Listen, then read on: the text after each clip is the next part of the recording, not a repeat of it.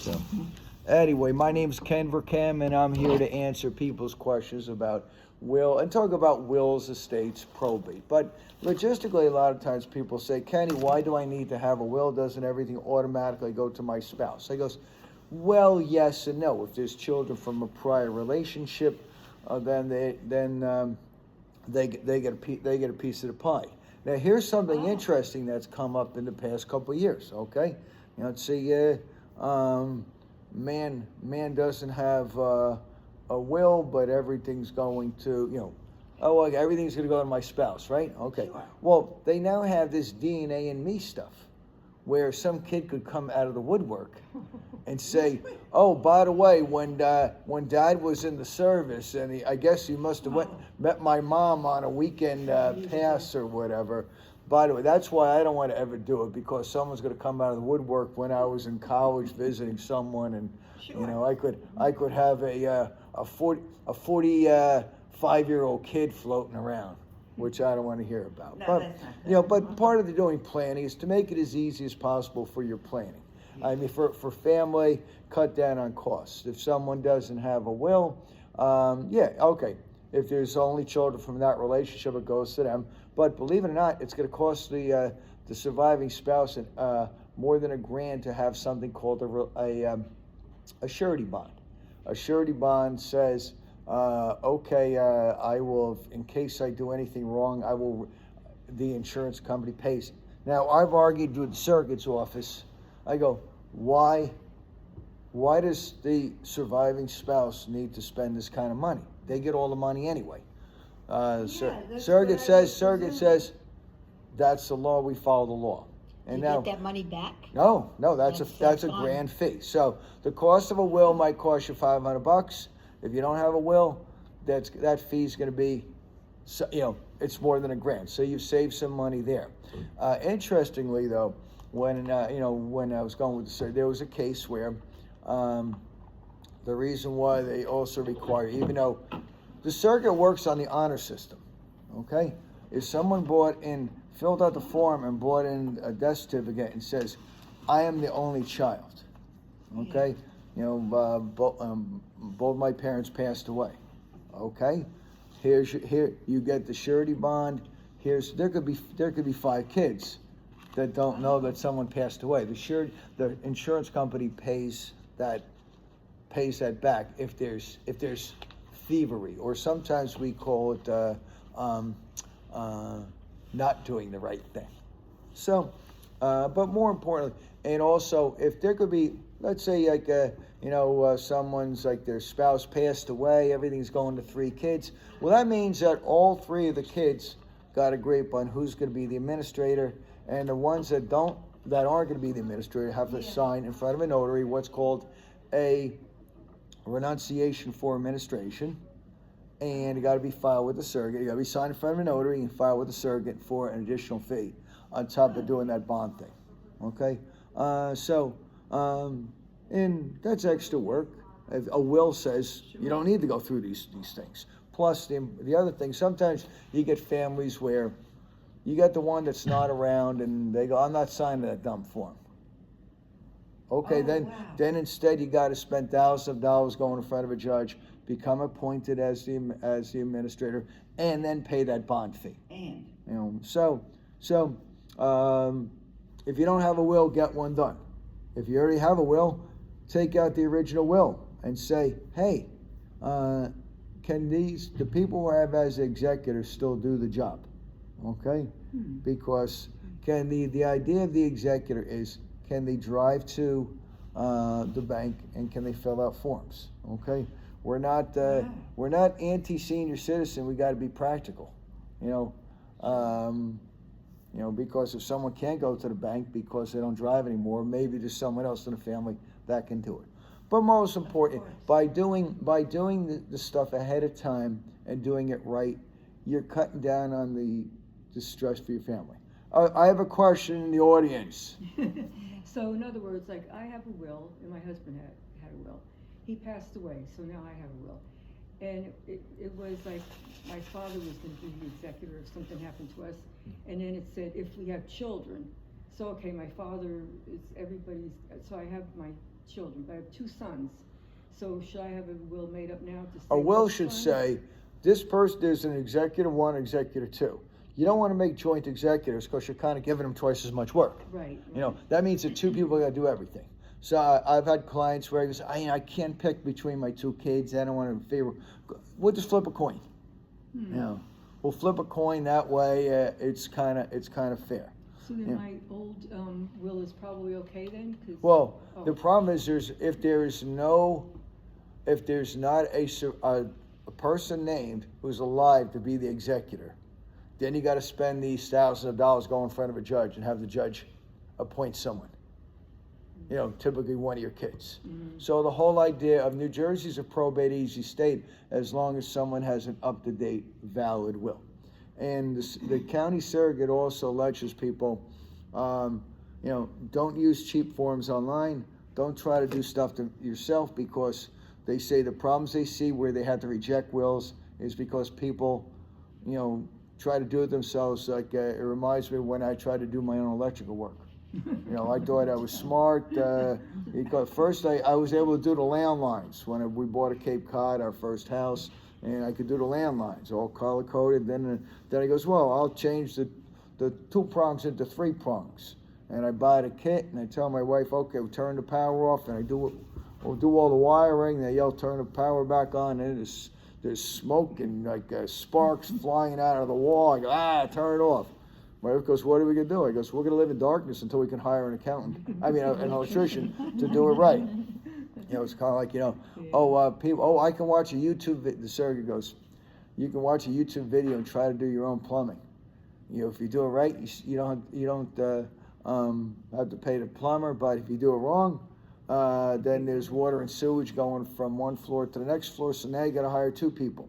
You got to hire the plumber, and then you got to hire the sheetrock guy to take out the sheetrock, because when you go to sell it, the home inspection will say, why is there sewage inside the walls? Where'd that come from? I was trying. Well, it's about people doing their own documents, and the surrogate goes, you know, do the stuff right. Now, doing a will, like updating it, you know, we learned a lot in a way in COVID. I mean, it was inconvenience for a while, but the old system was for people to drive into the lawyer's office and take a pen and fill out stuff. And before that, we started emailing out the questionnaire, and people like, you know, most people could type it up because the questionnaire for senior citizens doesn't ask all the questions about minor children. The questionnaire for senior citizens says, what's your name? What's your spouse's name? Who's executor 1? Who's executor 2? Who gets your stuff? Pretty simple. You know, I joke, I dumbed it down for some of my friends at my Elks Club and my American Legion. Connie, I'm not good with computers. You know, but even some people goes, I didn't even have a computer. Okay. But you have a grandkid that lives in this state? Yeah. Okay, tell your grandkid you want him to come over to your house and help you for 45 minutes, so you give him $5,000 to do it, because you're going to leave that money to them in the will anyway, right? And if the grandkid goes, you know, Grandma, I'm too busy to visit you for 45 minutes in the next month, you know, Christmas time. Okay, no problem. I was going to give you $5,000, but instead I'm going to give it to someone else. Let's see, you know, so yeah. You know, and by the way, more and more people are not giving their money to their children; they're giving it to their grandkids or great grandkids. I have a question about that Yeah. too. Oh, wow. I know there's like you can give a gift up to a certain amount of money. Well, that's a different animal. That's for the purpose of federal estate and gift tax. So next year it's like $15,000 or something like that. But legally, you can give them $10 million. All that has to happen is there has to be a form filled out to say I'm using a portion of my $15 million exemption towards these gifts. Okay, that amount of $15,000 of giving the gift that was kind of for like the super wealthy, you know, but not for us people that don't drive like Lamborghinis and stuff like that. I'm concerned though, because like let's say, like I remember when my father went into a nursing home, like if I Well, that's a different animal. For the purpose of nursing home, you can't give away anything, because the law is you got to pay your own way, period. And I was waiting for one of my cases to be done in the Middlesex circuit, and there was an application where to do transfers, and the judge says I grant the guardianship. I agree that you can be the guardian, but I deny your request to transfer the assets, so she's eligible for Medicaid. So the attorney goes, why, Judge? Judge goes, why should I have to pay for this lady in the nursing home? Medicaid is welfare, so either you pay yourself or welfare pays. Now, on that point though, there was a lady brought her mom in one time because she goes, Mom's concerned if she has to go into nursing home. Now, I could smell right away that the lady wanted to protect her inheritance. How can I protect my inheritance? She should have just said, how can I protect my inheritance? So, the daughter goes, I'm concerned. I go, okay. I said, you can prepay, you can buy long-term care insurance. Well, I don't want to spend any money. Okay, well, the only two ways are where the person transfer all their assets, and then waits 5 years. It's a 5-year look back. Oh, I thought Or it was 7. Oh, no, okay. it's 5 years. It's a 5-year look back. Or you transfer it into one of these expensive, complicated, Medicaid trusts. 5-year look back. The attorneys that do it charge between 12 and 15 grand to do it.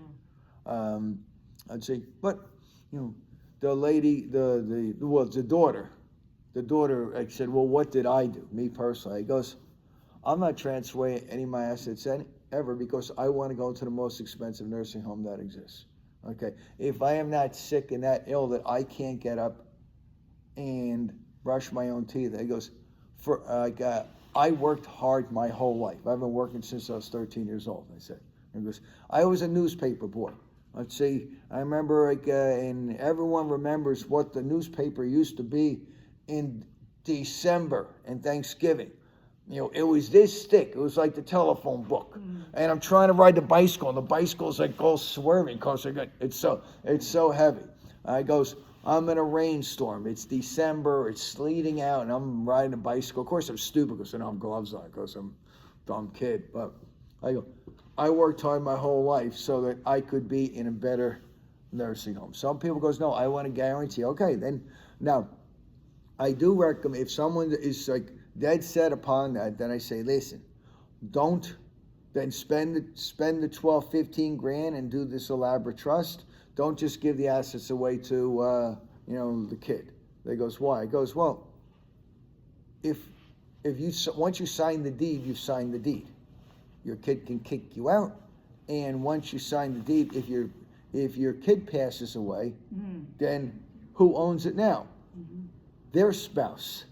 Oh boy. Or their kid, and their spouse might have been nice to you while you're around, but they can kick you out. And I remember being in, again, you watch stuff when you're in court, and there was a lady who wanted to undo, quote, the gift that she made,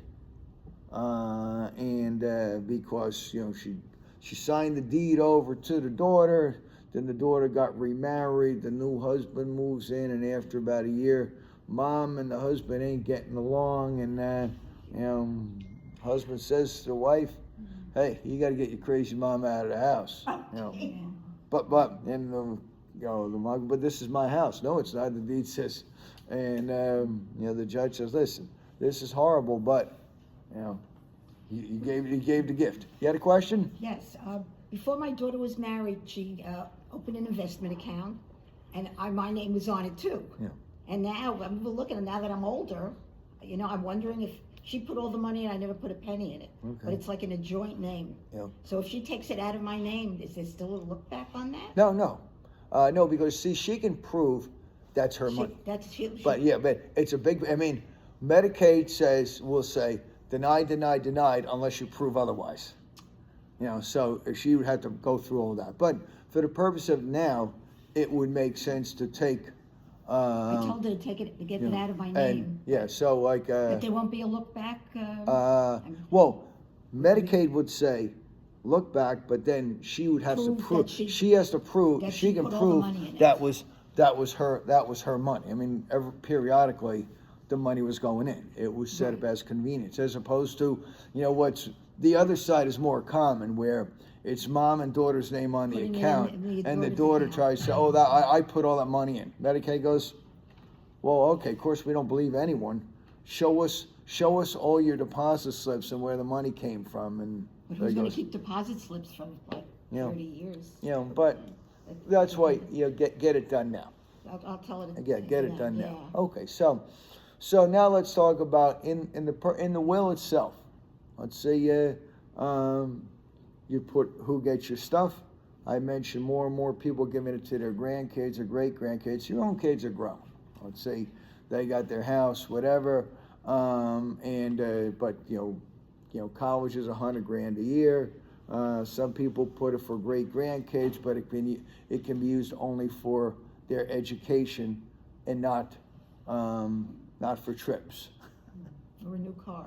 Yeah. Well, a lot of times it's a quality car. Oh, okay. A new car can be a good car if it's a quality car, not a sports car. Right. But we find sometimes the problem, people don't have wills that have younger kids because they're going to live forever, and they don't do stuff, and all of a sudden, the kid gets money when they're 18 years old. Yeah, Because there was no plan, and 18-year-olds don't do smart things with money.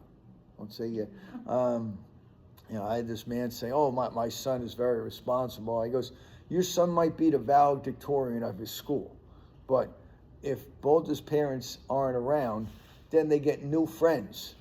The new friends are the ones that say, hey, guess who, hey, everyone, that Anil Gupta guy, he just inherited $500,000. That's our new friend that's gonna rent a house down the shore this summer. That's our new friend. I mean, I had lots of friends. They were only friends because they had a car and they were over 18 years old and they could get us beers. They weren't really, because the drinking age was 17. I'm 16 years old. Hey, that's like, Dieter's my friend, or Eric David's my friend, because they had a car. They could drive us younger guys around.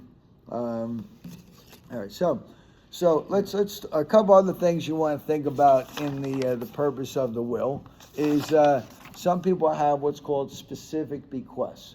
What a specific bequest is, sometimes a lady say, listen, I want any of my jewelry to go to my daughter or my granddaughter, because if their son's the executor, he's going to go to Cash for Gold on Route 18 and goes, hey, what do you give me for this junk? And the weird thing is, you can never tell if they're telling you the truth or not. They better go into confession right away. Yeah. So some people say, they might have stuff. Sometimes the men have their collectibles, a baseball that was autographed by Mickey Mantle, Joe DiMaggio might be worth something to some people, but to most daughters, it's this is some of the junk I found in Dad's room. Where's the garbage can? Some people also have specific bequests to their church, whatever charity is good to them. We always support tell people about charities, but it's better to give them a lump sum of money rather than 1%. If you give 1%, it's going to cost the estate more than what they are getting. When a charity is getting any money, the Attorney General has to be notified of that bequest, and the Attorney General, when it's a set amount, they have to be presented with proof that the person got it. But if you give someone 1% of your estate, then the Attorney General is going to require a formal accounting, which could cost up to $10,000. Hire an accountant to do all this, and all the checks and everything. So, I tell people, don't, we love charities, but give them a set amount, and that way, once the check is written, the Attorney General says, okay, we're closing our file. 1%, they make you jump through hoops. Yeah. Going back to something before, are you saying you're better off having just one executor? Yeah, Not you want two? an executor number one, and then an executor number two in the case the first one can't do it. Okay, what's wrong if, like, I want to give equally? Well, Do they both have? Can both they have share to the do errands? everything. They both So, have yeah, to do so everything? I use the word, it is insane to have joint executors or joint powers of attorney. That means two people got to go to the surrogate's office. Two people got to sign every check. Two people got to do everything. It's not either or. There's no such thing as an either or. Everyone has to do everything. Oh, And they could be identical twins living together, but two people having to go to the closing. I thought they could each take a turn doing the and errands. the other problem is, they could start disagreeing on stuff, which means nothing's going to get done. I was involved with a contested match. Well, these two brothers didn't get along.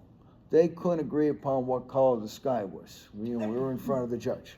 Brother number one says the sky's blue. The other one goes, no, it's gray. You're stupid. You've always been stupid. The judge said to these guys, fellas, when we take a break, why don't you guys go and have a cup of coffee and talk about the fun stuff you did with your dad when you were younger? Because you're spending all this court time or whatever on, couches and stuff. If it was later in the day, he would have said, we'll come back tomorrow. Why don't you guys go and have a beer? But the judge knows he's being recorded and didn't want to say at 11 o'clock, why don't you guys go out and have a beer? I'll go with you. So now your will also, sometimes you don't want to give something to people not cause one of your kids or grandkids, not cause you don't love them or care about them, because they would blow the money in the next week. They go to Maloof. Oh, I just got $200,000. You have any $200,000 cars? And Maloof would say, yeah, we just got one left. Someone else is looking at it. So some people set up similar to in a will, what's called testamentary trust if they're under 21. Sometimes a testamentary trust for someone that could have alcohol problems, whatever. We were involved with a state where mom, she had 4 kids, but one of the kids had alcohol problems, and instead she goes, the money for him is going to be held by the executor in what's called the testamentary trust, and she can use it to pay for his, whatever she deems appropriate under her sole discretion. So she could pay his rent, she could pay his car insurance, she could buy him gift cards from ShopRite. She didn't want to give him American Express gift cards because you could buy booze with it. And where I got involved was the guy's ex-wife filed a motion saying, oh, I'm owed all this money in alimony. Judge, compel the trustee to pay me the money. I said, no, Judge, the reason why people set up these testamentary trusts is it protects it under the law from everyone on the planet, even Medicaid, even taxes in the federal government. And I said to the judge, seems kind of, even if this guy owed $100,000 to the federal government, in unpaid taxes because his business tanked, the trustee can say, go pound salt, we're not paying you anything. Person goes to a nursing home, that was protected. So the judge looked at the case law, he goes, I'm going to have to agree with Mr. Vercammon. That's the law. That's why people do that kind of stuff. Now, we mentioned what's called specific bequest. Some people, we call it the reverse specific bequest. I don't leave anything to X person. Last year, a client says, do I have to treat all my kids equal? He goes, no, you can do whatever you want. If you want to leave it all to the Yellow Dog Society, that's your right. You leave it to the dogs. I said to the client, what's your concern? She goes, well, one of my sons lives on the West Coast, and we don't hear from him much. I go, okay, well, I'll ask you the question. Did you get a card or a call on your birthday, Mother's Day, or Christmas? She goes, no. I goes, then why would he give anything to that bum? Because he's a bum. And listen, and I do a lot of this stuff. I've been doing this for 35 years, and I even wrote a couple books, on this kind of stuff. I goes, the day after you die, the bum from the West Coast is going to start bothering the executor where's my money? Where's my money? Well, the answer is you ain't getting any money. That's your You know, answer. I know. That's too bad. Yeah, and on the other hand, sometimes people contacted us. I want to contest the will. Why? Because I wasn't included as one of the beneficiaries. Okay, I go, without, I said the judge is going to ask you these questions. Okay, how many times did you see your dad last year? Whose will it was that you're written out of? I didn't see him last year. We had a falling out. Okay, how many times did you call him up to say, Dad, listen, you said some things, I said some things. Why don't we go and have a beer or get a cup of coffee? None. How many cards or emails did you send him saying, listen, why don't we get together and talk about stuff? I didn't do any of that. He goes, well, what are you contesting the will for then? This man hires us to contest the will, and in the will, in the file that the attorney had was a letter he sent to his mom saying, "You're dead to me." Wow, and I'm like, sir, I think you should stop. Hey, listen, I love making money, but you ain't going anywhere with this case saying your mom there was undue influence when it's in your handwriting that you sent this letter. That's kind of your fault. So, in a nutshell, get your will done, and then and make sure that the executor can get to where the original will is at. Only the original will can be admitted to probate. And it doesn't get probated until you pass away. A photocopy doesn't work. Okay. Front row of the audience, you had a question. Oh, yes, okay, wait. I could have a question. You were talking about a self-proving will? Yeah, what a self-proving will is. Under the old system, the old law, the person signs in 2 witnesses. But then that you had to get one of the witnesses to sign an affidavit saying, oh, I was the witness on that will, right? So that my grandmother's will was not a self-proving, it was under the old way. So we finally locate one of the witnesses, and a lady goes, yeah, I can sign the affidavit. My fee's $500. My dad goes, we're not paying you $500.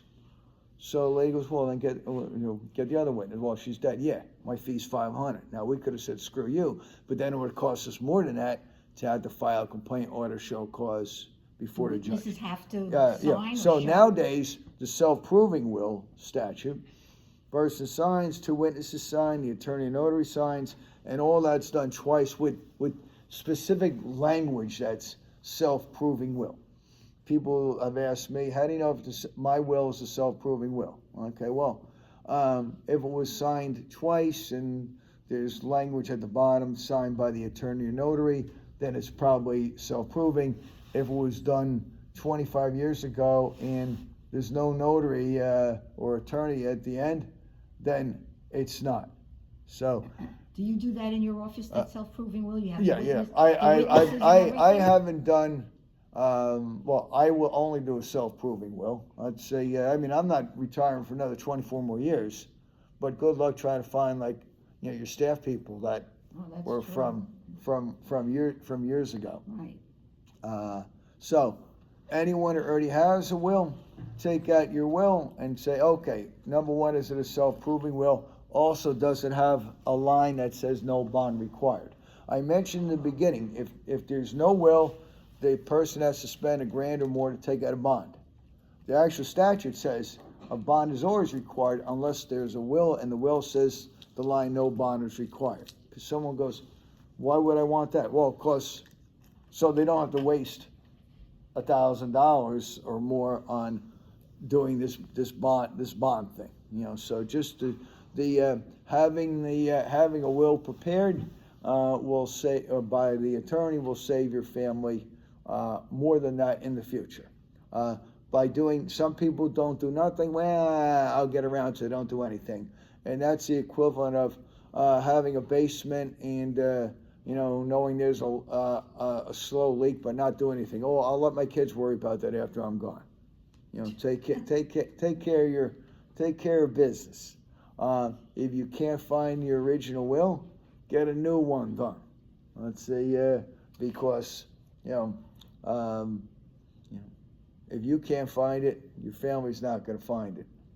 Go ahead. What if there's a change of address to? Change, we stopped putting addresses in the Oh, wills. okay.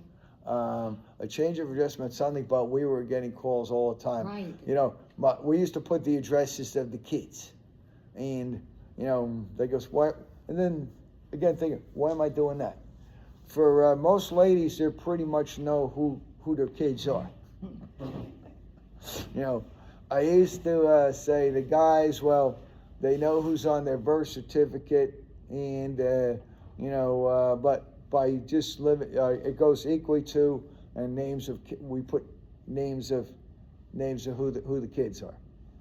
Grandkids, we don't put in their names because we can look on birth certificates, but then people were saying, I got a new one coming by, I got another one, now I got a great one now floating, coming in. So the idea is, you know, we only put the address on the person's power of attorney, and not on the agent's. See? Because so let me talk now a little bit about the power of attorney. Your will takes care of your assets if you pass away. Okay? With the power of attorney is while you're alive, but if you fall down, you break your arm, or you're in the hospital, you're giving someone the ability to make sure your bills are paid and act upon, do what needs to be done legally. Power of attorney is either effective right away or only upon disability. We recommend it be effective right away.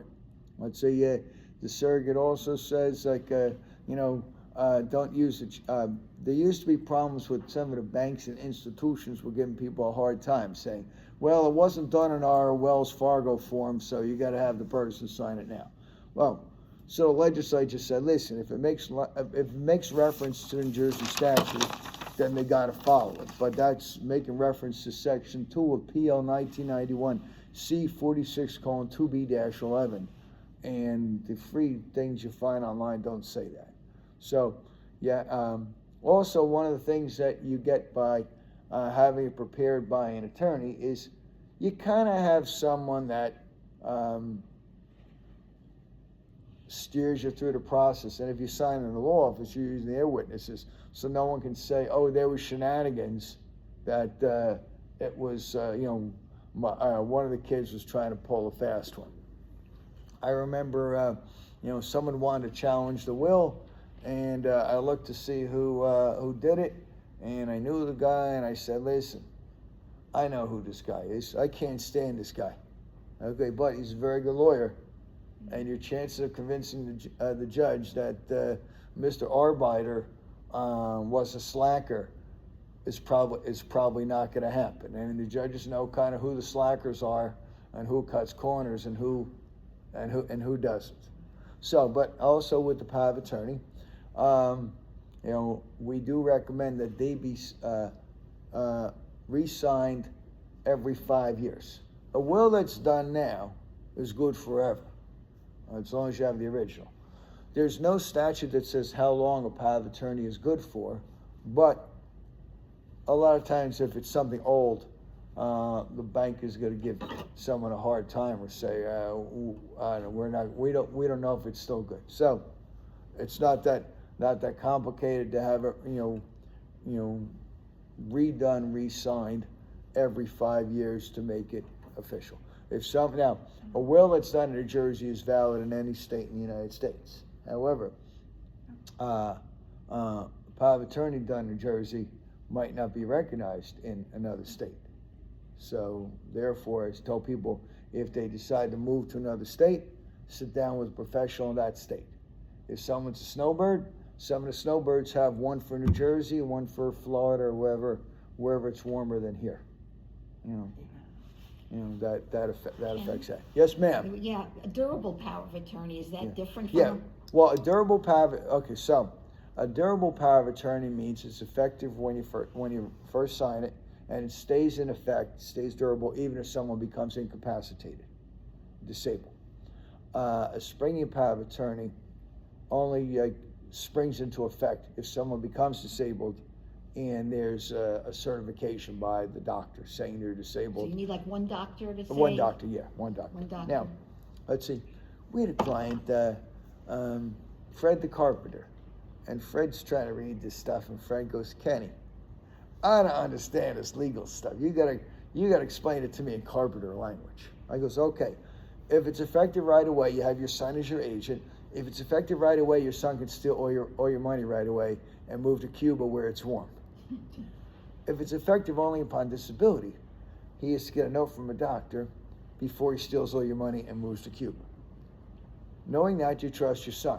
Because I trust my son with my life. He goes, good, just make it effective right away. Because when it's only effective upon disability, good luck trying to deal with some of these Wells Fargos or whatever, because they're calling their corporate office in North Carolina or someone else that doesn't know New Jersey law. And you know, sometimes I'll argue with them, or sometimes then someone from the bank says that's the law. I goes, don't tell me what the law is. I went to law school, I passed the bar, I wrote a book on this stuff. You took a 1-hour course that was given by someone in another state. Don't tell me what the law is in New Jersey. I goes, but tell you what, you know what we're gonna do? Because you're not doing what you're supposed to do in New Jersey. My client's gonna file a complaint with your bank, with the Department of Banking in Trenton. Let's say, and it doesn't cost them anything. And on top of that, we're going to, my client is gonna make sure that they specifically name you as the person that's giving wrong information. But I goes, tell you what, I'd say, yeah, why don't you go talk to someone in your compliance department that knows about New Jersey and tell them that the client's filing a complaint against the bank. And you can get back to the client this afternoon. And that usually sometimes wakes someone up. So, So you're recommending which one? I recommend that it be a durable power of attorney effective right away. Now, also, don't let your power of attorney leave your site. Sometimes the banks will give you a hard time. He goes, we want to see the original. Okay, no problem. Then he goes, we're not really sure. We have to send it to. You're not sending it anywhere. If you want to make a copy of it where I can see you make the copy, and then give it back to me, you can do that. But I'm not letting you mail my document, and then it get lost. Then it got lost in the mail. Let's say, one of the things I'm doing in my office, like we send out, at Christmas time calendars to past clients, and we got back 6 months after we mailed it, a letter where someone had moved. Well, they had moved 6 months earlier. It took that long for the post office to send it back. If I'm in Edison, my post office is 4 doors away. Let's say if we drop off the mail there, and it could be mailed another block away. First, they got to send it up to the big Secaucus branch. They got to go up to Secaucus. And then they have the machines sorting it, and then it goes back to the Edison main branch to then come back. Let's see, that's why I do all this running all the time. If it's nearby, I write H on it, and I'll just run it over, hand deliver. Okay, the last yes, sir. Is it a good idea? A couple friends of ours put their house in trust. They have like 3 kids. Well, and I guess they. There's 2 kinds of trusts. Oh, okay. I mentioned this Medicaid trust where as long as 5 years go by, it's protected. Okay? In other states, New York, California, Florida, probate takes 3 years and costs $15,000. So anyone who has assets in that state, even if you have a retirement place in Florida and New York, it should be owned by a trust. It's not just preparing the piece of paper that says trust. It's changing the deed and having that deed filed with the applicable county clerk.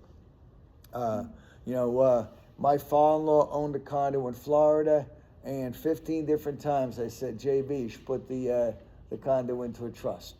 Each time he goes, I don't need to do that, or nobody tells me what to do. When he passed away, 3 years later, 15, still not, because he wouldn't listen to what someone who's smarter than him in that. But in New Jersey, most people don't need to spend those thousands of dollars setting up fancy trusts, because New Jersey probate costs $190.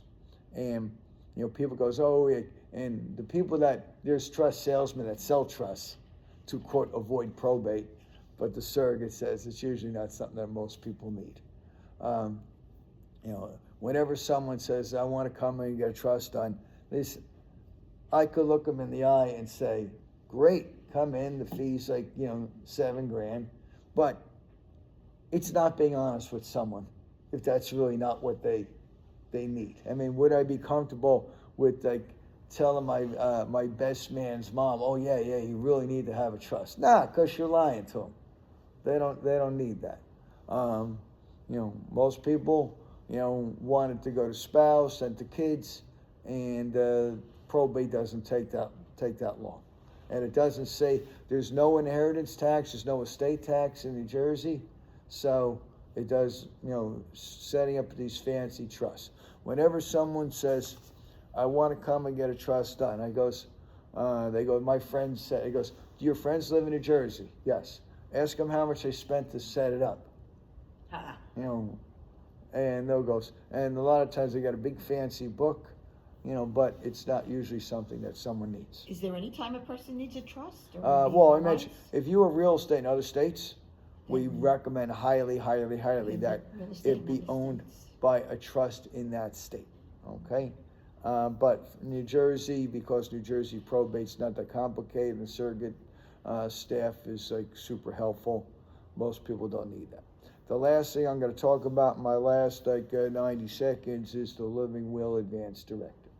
What the Living Will Advance Directive is, that's the document where it says, listen, if I'm in a coma, irreversible condition, I don't want to be on feeding tubes, I don't want to be on life support, I don't want to be kept alive, you know, for a time. And it's really not even a document for you, because you can no longer talk. It's really a document for your family, so your family doesn't have to be the ones to have to suffer, and then have it's easier to say this is what, you know, mom or dad wanted. I remember one time doctor said, because the person did not have a living will. I was the power of attorney, I was the executor, but the person didn't want to sign it. And the doctor says to me, should we remove life support? I'm like, geez, doctor, I feel bad. I mean, know the right calls on someone who's 92 years old that's not going to open up their eyes and ever be able to enjoy another day, but you hate to be the one to say, yeah, doctor, go ahead and do it. I mean, it was tough enough doing it for my dog, you know, when you know what the right thing to do was. So, a Living Will Advance Directive, and also you're putting someone in there that the doctor can talk to them under what's called the HIPAA law.